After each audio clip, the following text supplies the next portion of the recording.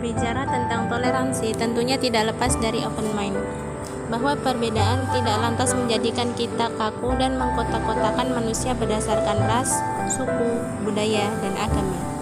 Apalagi membenci dan mengucilkan orang-orang yang tidak sepaham agamanya dengan kita.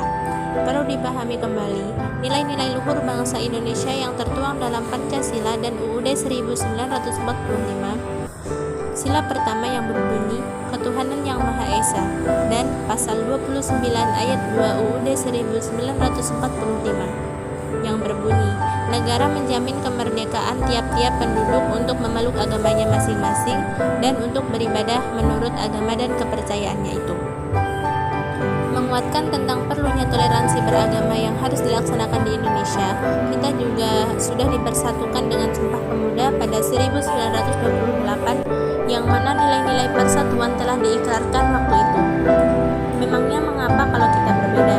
Bukankah pelangi indah karena bermacam-macam warnanya? Jika semua warnanya sama, di mana letak keindahannya? Jika dilihat dari sudut keagamaan, secara akidah memang kita sangat berbeda. Tetapi dalam hidup bersosial seharusnya kita tidak memandang suatu perbedaan sebagai penghalang dalam hidup bermasyarakat. Kita manusia sebagai makhluk sosial pastinya membutuhkan satu sama lain dan tidak dapat hidup tanpa bantuan manusia lain. Dari banyaknya kasus intoleransi antar umat beragama di negara kita tentunya sangat mengganggu stabilitas sosial. Masyarakat minoritas menjadi tidak nyaman untuk beribadah dan memunculkan permusuhan yang dapat memecah belah persatuan bangsa kita.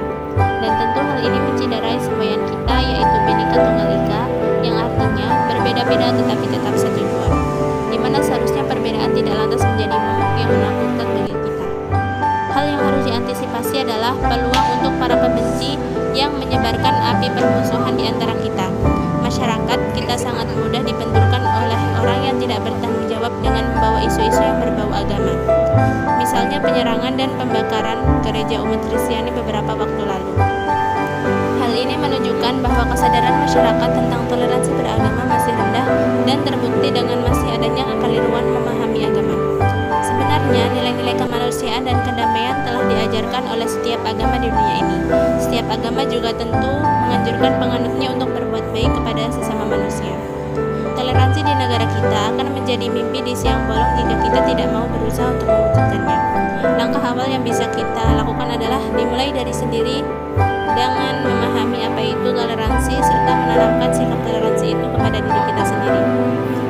Pengertian toleransi secara luas adalah suatu perilaku atau sikap manusia yang tidak menyimpang dari aturan, di mana seseorang menghormati atau menghargai setiap tindakan yang dilakukan orang lain. Toleransi juga dapat berarti suatu sikap saling menghormati dan menghargai antar kelompok atau antar individu, baik itu dalam